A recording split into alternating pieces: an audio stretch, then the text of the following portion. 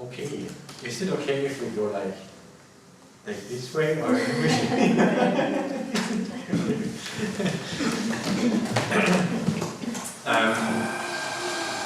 would like to do some, Michele, if that's okay with you. You are a composer and performer also from Colombia. And you are also doing a PhD at the moment, if I'm informed correctly. I already finished it. Oh, very nice. And you are focusing on Klangfarbe, meaning like sound aesthetics and sound timbre. Yeah. How did you come to composing in the first place? I come from a family of music lovers, so it's like music was always present in our lives, and I used to say that the best present for birthdays or any celebration was always music. But my family is not a family of musicians, so I didn't have any kind of music training when I was a child. Or I started when I finished school, and I decided that music has been always my passionate part, an important part in my life, and I wanted to. So I started as a young adult to study. And first I studied music pedagogy. It's more with an emphasis in singing. So that's when I started to be part of being a performer.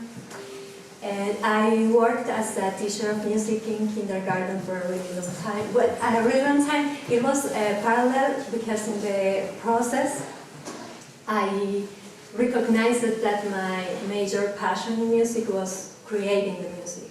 So I realized that I wanted to pursue a career in composition. But it was not clear for me what kind of music, because my influences were very diverse. So in the middle, I met a composer from Colombia. She was the advisor of my research to finish my studies in Colombia. She's Ana Maria Romano. And she was my introduction to electronic music and contemporary music, and I was fascinated with all the things that were possible in this field, in this practice. And with her I started to listen to composers and to, yes, I think she was like the biggest influence to decide that, okay, this is the music that I want to do. And then I moved to Argentina to study composition. And fortunately for me, the emphasis was in contemporary music. So my practice as a composer has been always new music and this kind of exploration in sound.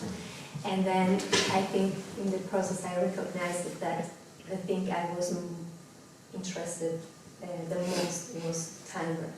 But maybe I was not so, I was not aware of what it means.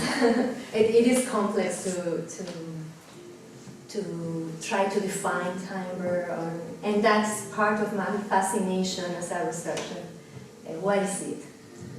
Because I think that every time that a person tries to describe it, it's very, like, we can have very different approaches, and that is also part of what I wanted to answer in my research. And what timbre did you find in TRAIECT Vietnam? The timbre. Okay. Well, part of what I have been working on is this complexity in which we try to understand if timbre is the source of sound, or is the mechanism to produce that sound, or is the perceptual experience of the sound.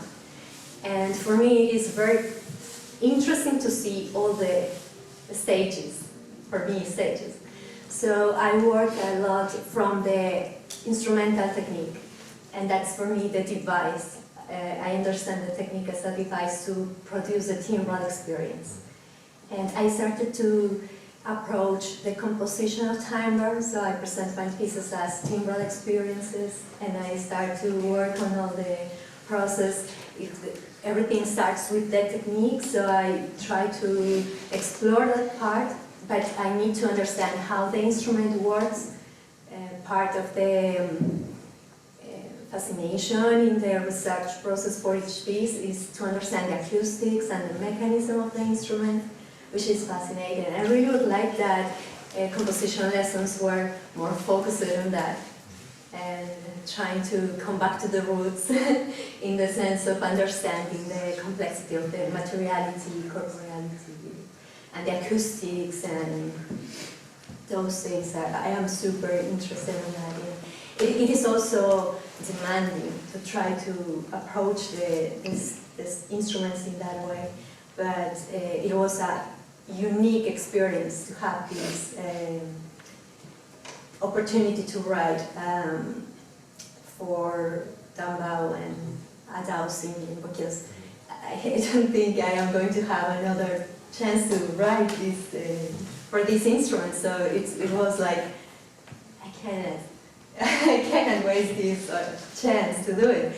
And also I am interested in the instruments by themselves, like the source of sound, the materials, how it works, and it is part of that is the dialogue and the communication with the performers, because that is also part of the experience and the exploration of the instrument is possible because of them and their experience and asking them to do something and this this kind of exploration is super important. So how did they influence your piece or your decisions for the piece, the two instrumentalists? In all the senses, because my first approach to these instruments was in the workshop, and I didn't know anything about these instruments before. So this was my introduction to them, and my first encounter was through their experience with the instruments. So everything for me, everything started during the workshop. And I was not sure, I think it was kind of a conflict, how much of the tradition I wanted to bring to my piece, because I got like certain limits with that, the approaching other traditions, and it is not how I work as a composer. It's more like I have explained it. It's more like the experience of the sound. But in the process, I realized that, or something that I was thinking about when I started to compose a piece, is that the particular way to sound of the instruments is how they perform it. So something that I was fascinated, because I started singing, but it's completely different to listen to Lynn and the technique itself, and how she as an instrument is so particular. And I wanted to know more about how the sound is produced. So in that conversation, I started to learn a lot about the Vietnamese tones in the language, because of course the singing, the Adao singing is very related to the language, because of the use of texts and how the practice has been developed. So that particular aspect was an important part in my composition. So I used the intonation of the 6 tones of the Vietnamese language from a timbral perspective. So I use all the the modulation in terms of intonation. And I tried to approach something similar with the dambao, but also I think that with the dambao it was, I think that we got a lot of influence of string instruments. So I tried to, I think I also brought that to the piece, how I would approach any other instrument with the strings, and I tried to bring that, which was a challenge also, but very, very interesting to see how they were so open to try things, and I really appreciate that, how I have learned from them in the way that they will to try and to, you know, to explore that and cross the lines with with the things that they have been doing in their practice. So I think that's something that I really appreciate. So you are working also a lot with, as you said, Vietnamese language. And the tones of the Vietnamese language, did you also use the phrases that are used in traditional Dao singing, or is it the abstract idea of this? Yes, that natural language, my piece doesn't have any text. It's just the timbre experience of the voice going through this movement and of the like the articulation and how the performer, like Lynn particularly, can create all this resonance inside herself, and then in another part of the piece I try to make an analogy with the use, instead of having, because the technique is basically singing with the closed mouth, so everything happens inside, and it's a very particular way to project the sound from inside.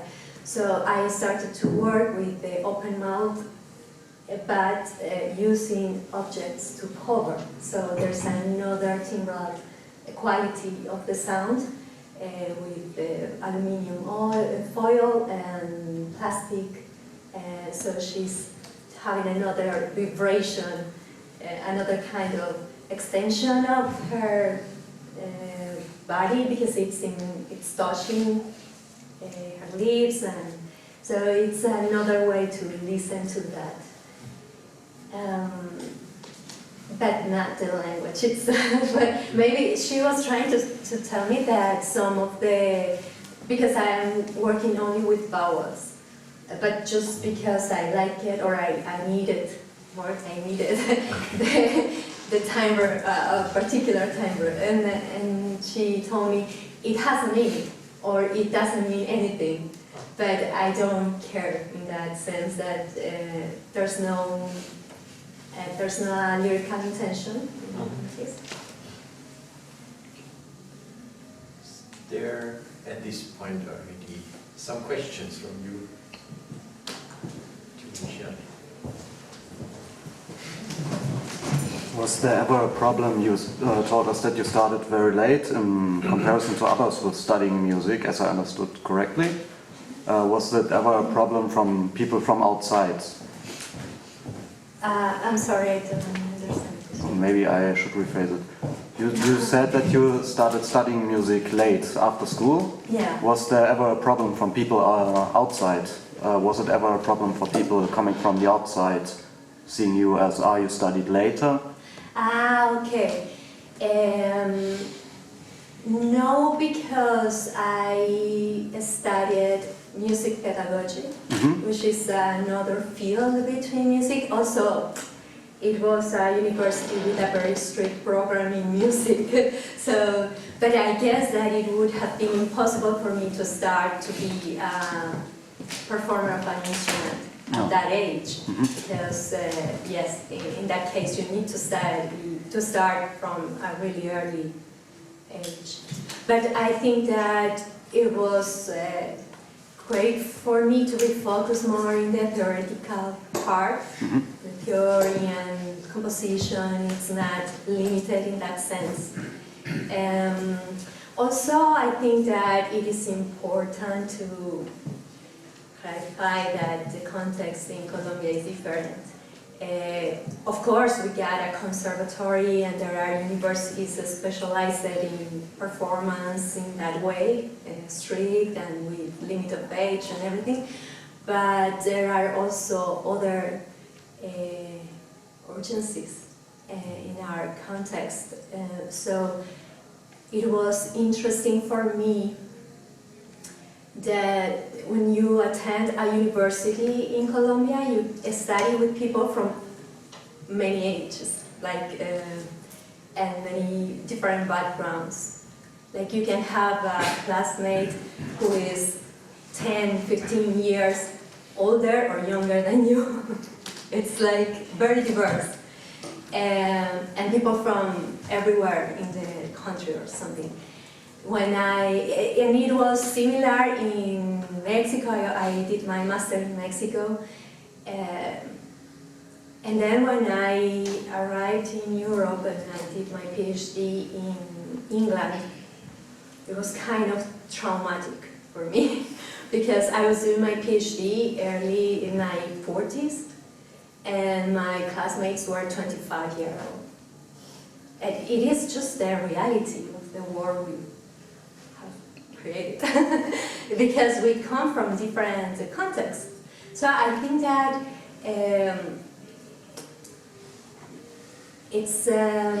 it was never a thing that I was thinking as a limitation, because in the way I developed my career, I never felt that. Maybe if I would have wanted or pursued something different, I could have felt the struggle, but fortunately no. And I think that it has been very enriching to be in contact with different realities in my development of a musician, as a professional in music and composition.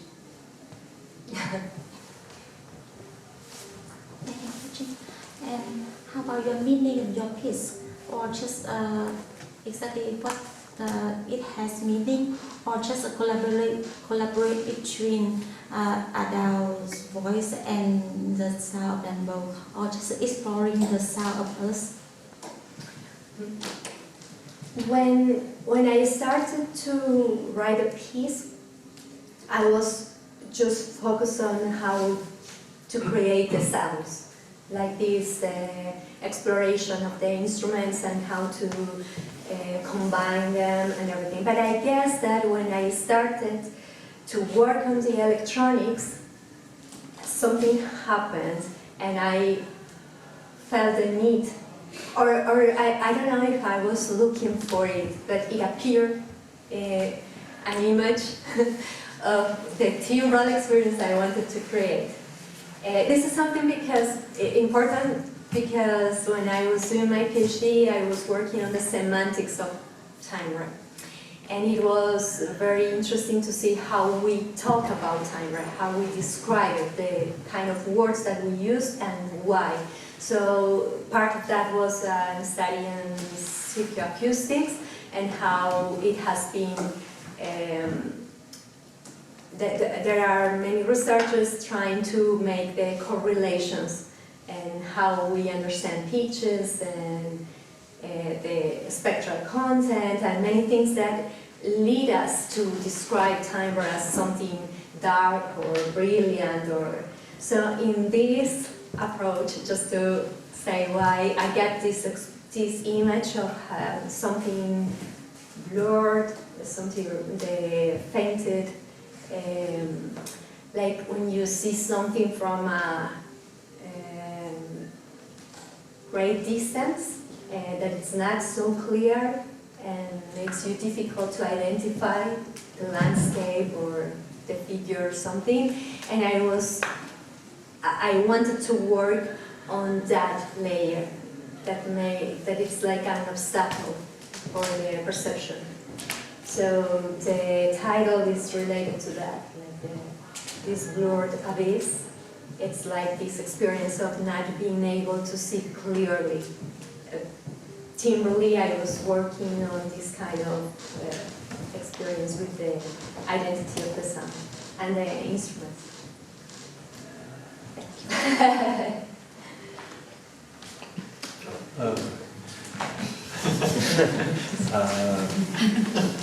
Since we know that, in the history of 20th century music and 21st, we tried in the West incredible amount of ways to deal with notation about timbrical music based on timbre as incredible complexity of notation, and here there was even more the complexity of dealing with instruments and tradition that doesn't have the history of notation. So what was your approach to notation for your piece? Well, actually, even in my previous experiences working in new music with professional musicians of the new music, it is a frustration to talk about notation. It is very difficult to try to represent, in the sense how the score can represent the result of what I'm trying to create. So I have been more in the line of Clara Iannotta, the composer, the Italian composer, who talks more about describing and giving instructions on how to produce it. And that's why I was talking about the technique, why the technique is so important for me, because it is like the device to create. So I try to focus more on writing how to play and not what you can expect from it. And I try to lead the performance with graphics or even with blocks of text to tell what I am looking for, or everything combined. But my scores are so much more instructions for the performance than representation, because for me it doesn't work like that. The timbre is a dynamic interaction for me. It is a result of many things happening, like many dimensions of sound. And that part in the notation is, I am fascinated with this of the notation. I study a lot of scores, and I really like and I enjoy to discover the score of a piece that I listened before, and then I can see how. Yeah, so I think that it was not different for me to approach this composition. I was telling them more how to, and I was trying to use like common, how to say, things that could be common in the way they approach the score. But for example, something super interesting for me is that at the beginning I was thinking that maybe I would need a graphic score, but I have never done a graphic score before, and I realized why I'm terrible at trying to. So it was a part in which I was thinking, how can I give her, especially the voice, how can I give her the flexibility that she already had in her performance? And I found that the notation of the Vietnamese tones are super clear of what she does, or the language implies, and what I needed in the piece. I have a question similar to what Shami asked about the meaning, because you, as you said, you chose a title which is Blurred Abyss, and this is kind of a very strong image, right? I mean, it's not only bird, it's an abyss in which you can perhaps fall. At least this was my association. So can you say anything about it? Yes, I think it was more related to the fear that it is produced when you face something that you don't understand, or when you are in front of something that you cannot decipher completely. And I wanted to create certain uncertainty in the relationship between the electronics and the live performance, the instruments. And sometimes it is that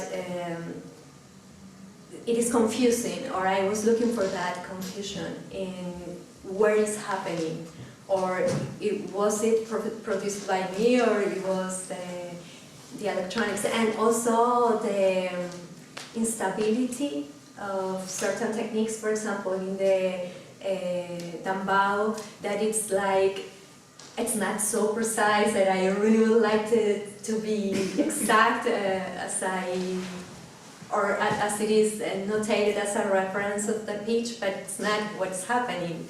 It's just where to put the finger and and how to move, but it creates this kind of vertigo. And I was thinking that the image was more related to that experience. And that you cannot see the ground somehow. Exactly, you don't know what's happening. Any more questions? I would have one more question, because you said, so first you were interested in the timbre, and there was no, also you didn't think of a meaning, so to say. But when the electronics came in, there's something. What happens in the electronics? No, I was just thinking what I wanted, and I started to explore. Because we got so many options. We can work with live electronics, and I was wondering if I wanted to be the performer, or, you know, it's like too much to make a decision for a piece, and I think that it came to me. It was just like, this is a good way to articulate the whole experience of the sound interaction, and how to think that electronics is part of like another instrument, you know, not a company, but something that is dynamic and happening there with them. So I think it was more organic how it happened. And what are you what are you using in electronics, or is it live electronics, or? No, it is chipset specialized in 4 channels, and I got material that it's synthesis. I work with Super Collider, and I record the sound producer, and then I also have recordings of my own explorations with objects that are objects similar to what they are using in the stage, or similar to the qualities of the instruments themselves. And I record that, and then I compose like old-fashioned electronic composition. Yes, so I was today I got a conversation with Mariana about impact that has, because when I was composing, I don't have access to specialization.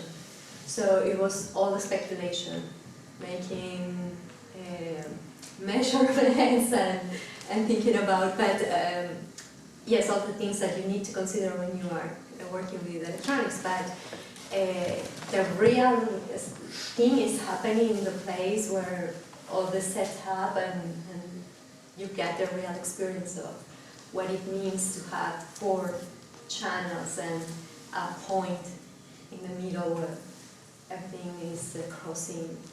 And yes, that's fascinating in the process when you don't have all the answers in advance.